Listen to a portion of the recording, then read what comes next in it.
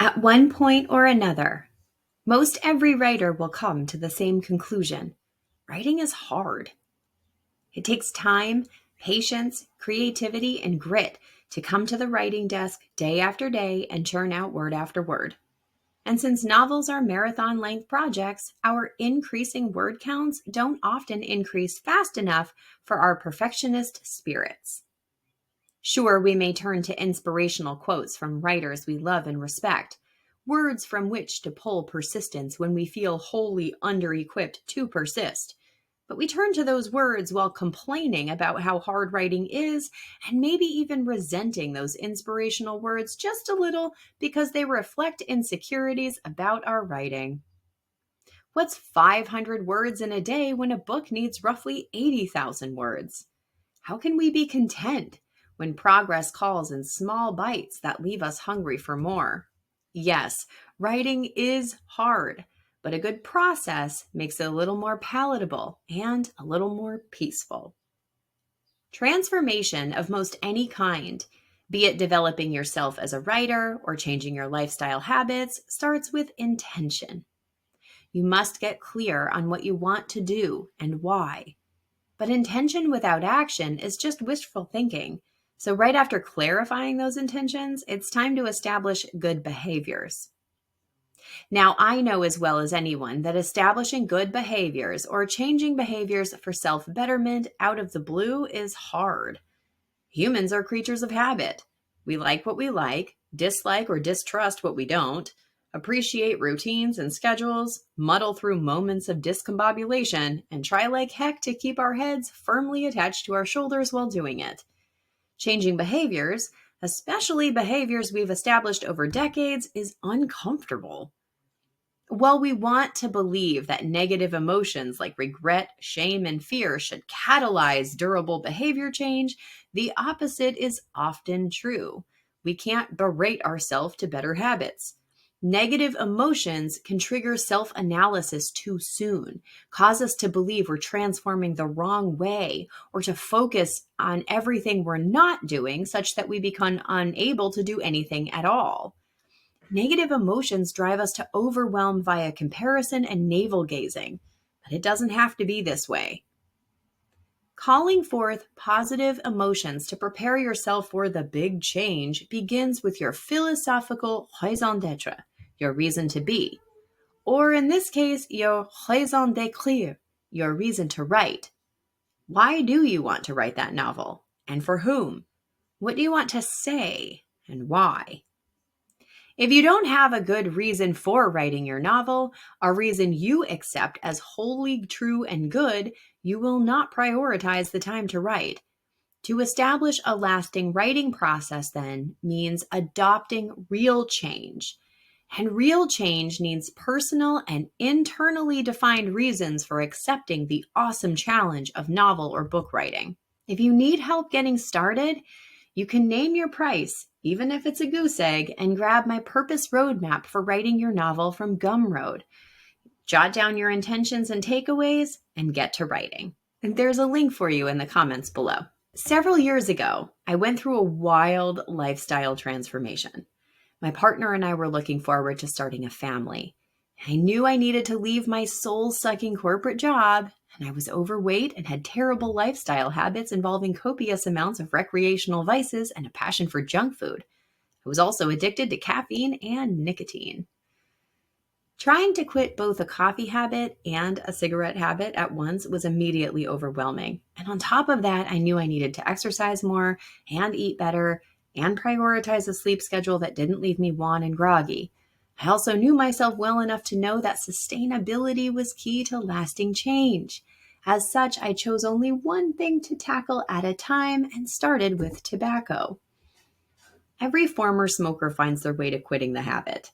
On a random Tuesday morning in July, while white-knuckling my travel mug full to the brim with hot coffee, I opted to leave my cigarettes at home. Told myself I didn't need them, that caffeine was enough stimulation for me. And it was. While the mind over matter approach for quitting doesn't work for everyone, it worked for me. Cravings eased after a couple of days and stopped after a couple of weeks. And while I was still clutching my coffee mug as though it alone held the secrets to the universe, I no longer felt any pull toward tobacco, even though nicotine is considered the hardest drug to quit. I'd simply put down the pack and promised myself I wouldn't pick it back up, and I didn't. It'll be 9 years this July. During those last 9 years, I also quit alcohol and halved my caffeine consumption, wildly changed my eating, sleep, and stress management habits, and have found creative ways to write or create daily while making slow and steady progress on my coming novel. Had I tried to do everything at once, I'd have failed. I know that about myself. But changing one thing for the better opened up my eyes to the possibility of change, made me excited for the next change because I was seeing how powerful those little changes were when compounded over time.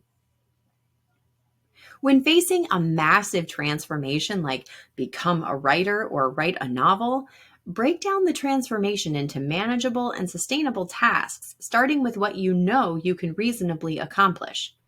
Once you begin seeing the fruits of your efforts, each new change-focused task becomes easier to adopt and sustain long term. Think about what you want and how you may get there. Then look for that first critical change which starts the transformation engine. What first step can you take to become a writer? What first step will you take to write your novel?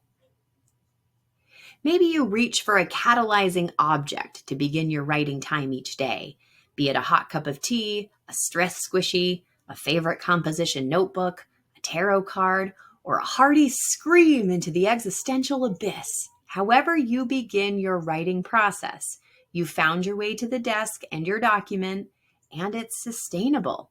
You find you like being at your writing desk. You like putting words together to make sentences and form whole thoughts. Once you begin establishing your good habits and transforming yourself into the writer or novelist you know you are, you'll soon find yourself slipping into a routine of sorts, your process. Sitting down and getting to work is easy at first. Yet as time goes by, maintaining that newfound process is hard. That difficult Wednesday night when none of the kids wanted to go to bed and derailed your entire evening. That unexpected visitor who just popped in for a few and stayed for hours. That grocery trip that devoured the morning. Life happens. And when life happens during our regularly scheduled writing times, writing tends to take a back seat to other activities. At least, it takes a back seat until writing becomes the priority. It takes many people anywhere from 3 weeks to 3 months, sometimes longer, to establish a new habit. But once the habit is truly established, it's as difficult to break as quitting tobacco or caffeine. After my daughter and I wake each morning, we tend to our creative selves first. She will often draw a picture or tell a story using her stuffies and plushies, or grab a book and read to herself. During that time, I'm also usually reading, sometimes writing, and occasionally drawing. After the morning creative block, it's time for client work and sometimes drum practice before I come back to another creative block. And my process looks different than others. One of my clients writes via dictation, speaking her book into existence and translating it into a document over time. Another has found that about 20 minutes per day is all she can reasonably and sustainably handle. Another writes only once or twice a week in larger chunks, finding it easier to block out an evening here and there than commit to a daily task. Our lives are kaleidoscopic, no two exactly the same. As such, our writing processes are kaleidoscopic. Remember, the all or nothing approach is limiting.